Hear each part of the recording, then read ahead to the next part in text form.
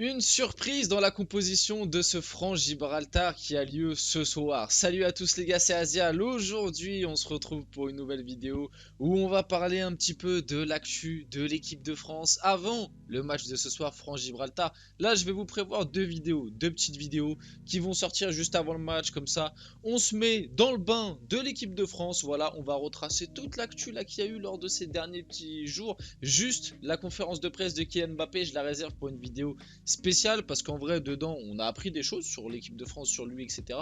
Mais on a aussi appris des choses sur le PSG, les JO, même le petit mot qu'il a eu pour Léo Messi. Donc j'en prépare une vidéo à part qui sortira dans les prochains jours. Aujourd'hui, on va se concentrer un petit peu sur le contexte équipe de France, l'actu équipe de France, la possible et même quasi sûr compo qu'il y aura ce soir pour le franc Gibraltar. Est-ce que le match vous hype déjà? Voilà, pour commencer la vidéo tranquillement dans les commentaires. N'hésitez pas à me dire si vous avez hâte de voir ce match, si vous avez hâte de voir certains joueurs débuter, notamment un qui est sur la miniature. Je parle pas de Kylian Mbappé, bien évidemment. Enfin bref, pas mal de choses intéressantes à voir. Comme d'habitude, avant qu'on rentre dans le vif du sujet, n'hésitez pas à liker, à commenter, à partager et à vous abonner. Ça fait toujours plaisir et ça aide énormément pour le développement de la chaîne. Allez, on peut y aller dès maintenant. Rentrons dans le vif du sujet. Commençons par la nouvelle coqueluche, j'ai envie de dire, de l'équipe de France, du PSG, globalement du territoire français. C'est vrai qu'en ce moment, il fait énormément parler de lui. Sur le terrain, en dehors, en ce moment, il parle beaucoup et c'est à raison parce que il l'a prouvé avec ses performances et ce qui lui arrive en ce moment. C'est vrai que c'est quelque chose d'assez fou. Ce soir, je vais pas vous tenir le suspense plus longtemps. Il devrait normalement être titulaire et de toute façon, Didier Deschamps a bien précisé que même s'il ne sera pas titulaire, il va lui accorder sa première sélection. Donc dans tous les cas, il devrait rentrer ce soir. Mais d'après les leaks de compos qu'il y a eu, il devrait être titulaire ce soir avec le milieu de terrain Rabiot, Griezmann. Donc on va parler un peu de Zaïre Emery qui va devenir le plus jeune joueur de l'équipe de France depuis 1914 quand même. Respectez un petit peu le bonhomme. Le gars n'a pas le temps. Non, franchement, le gars n'a pas le temps. Donc, Warren Zaïre Emery sur une possible surmédiatisation autour de lui. Médiatiquement, il y a un peu beaucoup, mais c'est flatteur. Je suis très content. Ma famille m'a dit qu'on parlait beaucoup de moi. Eux-mêmes pensent que c'est trop. C'est vrai qu'en ce moment, il est passé de, j'ai pas envie de dire de no name parce que c'est pas vrai. L'année dernière, on parlait déjà de Zaïre Emery. Il avait déjà donné quelques petites interviews, etc. Mais depuis l'arrivée de Luis Enrique, depuis la pré-saison avec le PSG où il a passé un cap, hein, clairement. Il est passé de joueur de rotation sous Galtier, souvent d'ailleurs joueur de rotation pas forcément utilisé à son poste. On se rappelle que Galtier l'a mis un peu partout, milieu droit dans un 4-4-2, piston dans une défense à 3 à droite, des fois il l'a envoyé en 6, des fois il l'a envoyé en 8. Voilà, Galtier l'a utilisé un peu partout sans forcément toujours bien l'utiliser, mais même quand Zaïre Emery ne jouait pas forcément à son poste, etc., il a toujours été performant, ou en tout cas un minimum pertinent sur le mode du PSG, donc c'est quand même important de le rappeler.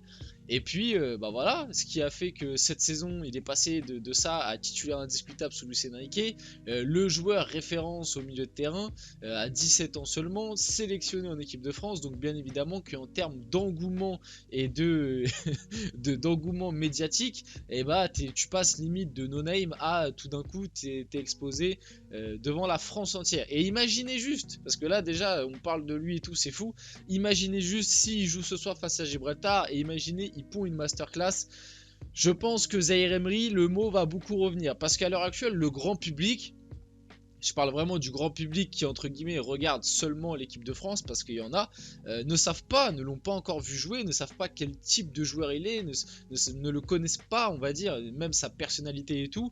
Si jamais ce soir il fait une performance comme il le fait avec le PSG, je pense qu'il va conquérir encore plus le cœur des Français. Et niveau médiatique, là, ça va être très très chaud pour lui.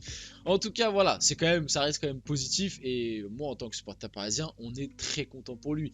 Warren Zaïre Emery sur son organisation entre football et cours. Je fais mes cours en même temps. Hier, je faisais mon devoir d'espagnol. D'ailleurs, j'en ai vu certains. Non, il y en a certains, vous êtes malveillants. Je vous le dis, il y en a certains, vous êtes malveillants. Je vous ai vu. Je vous ai vu sur les réseaux, bizarre, devoir d'espagnol. Le Real Madrid, El Chiringuito va prévoir une chronique.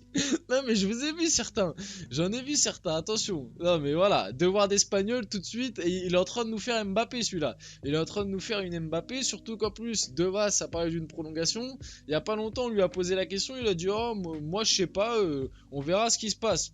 J'ai pas trop aimé cette petite déclat, Warren. Là, je te le dis gentiment, j'ai pas trop aimé cette petite déclat. Il va falloir que tu signes là. Il va falloir que tu signes. Nasser, apporte-lui le contrat. On va pas se faire shipper Zaïre Emery. Surtout qu'il est en fin de contrat l'année prochaine, enfin 2025. Mais vous avez compris. Voilà. Donc bon, j'en ai vu certains, le cours d'espagnol ça a tiqué. J'essaye de m'organiser en tout cas. Je fais mes devoirs dès que j'ai du temps. J'essaye de faire les deux du mieux possible avec des cours avant la séance d'entraînement. Ça ne me pose pas de problème, ça m'aide à garder un équilibre à la maison. C'est vrai que c'est fou, hein. Le gars, le gars, il y a pas mal d'anecdotes sur lui assez folles, hein. Même le fait qu'il ait demandé, enfin, il a dû faire une dérogation pour l'équipe de France parce qu'il va y avoir un déplacement en Grèce. Voilà, il y a plein de trucs fous, les cours en même temps du foot. Et dites-vous que nous, là, la plupart des gens là qui regardent cette vidéo, même si j'ai vu dans mes stats que, et ça je suis assez étonné, mais je vous en remercie les gars, attention, je vous en remercie, mais la plupart de mes abonnés, vous êtes plus de la tranche 25-34 ans, enfin 26-34 ans, et bah les gars, ça fait plaisir honnêtement, mais bon, moi je suis un peu plus jeune, mais ça fait plaisir, on discute.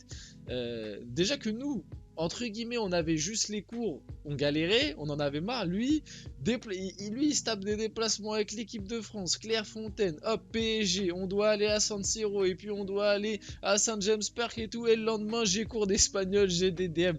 Non, c'est fou, honnêtement, l'organisation est folle, et il arrive malgré tout à tenir tout ça, grand respect.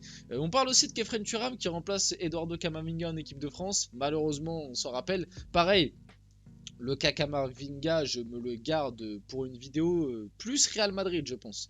Parce qu'il y a des choses à dire. Le Real Madrid qui est un petit peu touché par les blessures. Vinicius aussi, ça a été annoncé. Quasiment 3 mois d'absence. Ah, du côté du Real, ça commence à être compliqué, mais on en parlera. Je ferai une vidéo dédiée, on en parlera très prochainement. Donc Kefren Turam qui remplace Eduardo Camavinga, ça fait plaisir pour lui. En plus, j'en parlais très récemment de lui, possible recrue cet hiver du côté du PSG. En tout cas, le PSG chercherait un milieu de terrain, et moi je vois bien le PSG tenter Kefren Turam. On en reparlera le moment venu.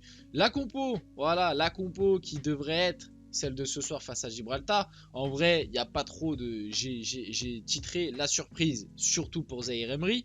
Il y a quand même 2-3 joueurs où il y a des débats, mais globalement, ça reste une compo type, j'ai envie de dire, avec Klose qui a marqué des points lors du dernier rassemblement, Maignan, bien évidemment, le titulaire en force, Upamecano, Todibo peut-être il y avait débat, même si c'est vrai qu'en défense centrale, Konaté est parti, il a été remplacé.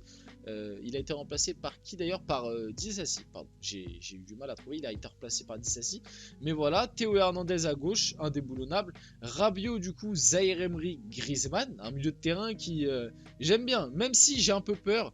Après c'est Gibraltar, mais Zaïre Emery, j'espère pas que Deschamps le considère comme un pur 6, il peut le faire. Mais c'est pas une sentinelle. Moi, Zaïre Emery, je le vois plus comme un 6-8 capable de se projeter, vous voyez. Donc j'espère que Deschamps ne va pas, entre guillemets, mal l'utiliser, même si il peut, je pense, faire ce rôle de sentinelle. Mais voilà, ce serait pas exploiter au mieux ses qualités. En tout cas, on verra ce soir. Mais voilà. Mbappé, Thuram, Coman devant. Thuram et Coman qui sont pas forcément les titulaires habituels, mais c'est pas non plus hyper choquant. Normalement, c'est plus un Giroud. Il y a aussi Kolo Muani qui est dans la danse. Et puis à droite, c'est plus Ousmane Dembélé. Mais voilà, la compo normalement de l'équipe de France pour ce soir. Compo quand même très sympathique pour ce match face à Gibraltar. Et puis il y a des mecs dans cette compo qui ont des points à marquer, hein. Todibo, il a des points à aller chercher. S'il veut, pourquoi pas, continuer à être appelé et même voire titulaire. Coman, Thuram et bien évidemment Zaïre Emery. Ces quatre-là ont vraiment des points à aller chercher ce soir. Parce que Klose, pour moi, il a marqué les points suffisants pour être sélectionnable s'il n'y a pas de blessure à l'Euro en tout cas. Peut-être pas titulaire, mais vous avez compris. En tout cas, voilà. Dayot Upamecano d'ailleurs, qui a parlé aussi sur Zaïre Emery, il a la tête sur les épaules. Je pense qu'il a fait plus de 40 matchs avec le PSG. Je pense qu'il doit rester comme il est. Je lui ai demandé à table hier soir comment il faisait pour aller à l'école dans la journée. Il a déjà les pieds sur terre et a la tête sur les épaules. C'est un très bon mec et je pense qu'il aura une grosse carrière. D'ailleurs, en parlant d'Upamecano, j'ai pas plus à rajouter sur sa déclat avec Zaïre Emery. Voilà, ça fait plaisir. Et Upamecano d'ailleurs, ça c'est Ousmane Dembélé, pardon, j'ai skippé un truc, je vais revenir sur Ousmane Dembélé juste après. Upamecano sur son harcèlement scolaire qu'il subissait à cause de son bégaiement. Les gars, je suis le seul ou vous êtes aussi... je sais pas, moi je ne savais pas du tout, alors je suis 100% honnête, je ne savais pas du tout que Upamecano avait, Dayo, pardon, avait des soucis de bégaiement. Je l'ai appris là lors de sa conférence de presse qu'il a donnée. On l'a vu à l'œuvre malheureusement. Il a eu pas mal de moqueries. Il a parlé aussi de ces moqueries qu'il a reçues lorsqu'il était à l'école. Et aussi on peut en parler de sa la petite vidéo pour le harcèlement scolaire faite par l'équipe de France, par les joueurs de l'équipe de France. Je vous avoue, il y a pas mal de reprises, il y a pas mal de threads où j'ai rigolé. Non, parce que franchement, je sais pas qui a écrit le texte. Je pense pas que ce sont les joueurs qui ont improvisé. Je pense que c'était un texte écrit, mais le Ousmane Dembélé qui fait "Eh oui, pour retrouver nos amis", et non, "Eh oui, pour retrouver nos potes", et puis Upamecano à côté qui dit "Et nos amis".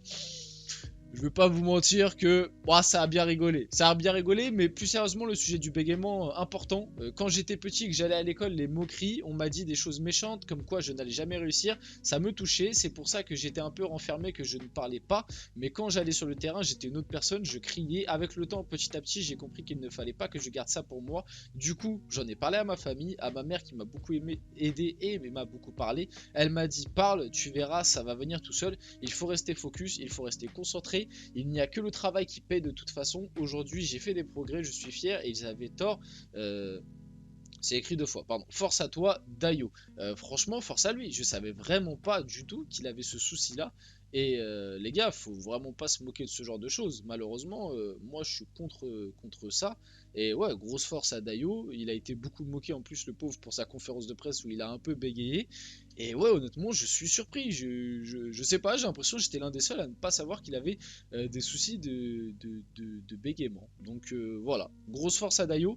Vite fait pour finir la vidéo, du coup, parce que c'est la fin, on revient sur Ousmane Dembélé, qui est le numéro 1 en matière d'occasion initiée en 2023-2024. Dembouz obtient un indice de création de 2,36. Il devance largement le numéro 2, Leroy Sané, 1,92, et Nico Williams, 1,89. Juste encore une fois pour illustrer que certes, en termes de stats, Dembélé, dans le dernier geste, il faut qu'il progresse, parce qu'il a beaucoup à faire encore.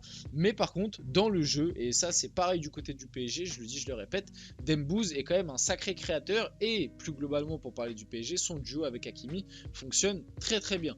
Voilà, on finit la vidéo là-dessus. J'espère que la vidéo vous a plu. Si c'est le cas, n'hésitez pas à liker, commenter, partager, vous abonner. C'était Azial et on se retrouve très rapidement pour une prochaine vidéo.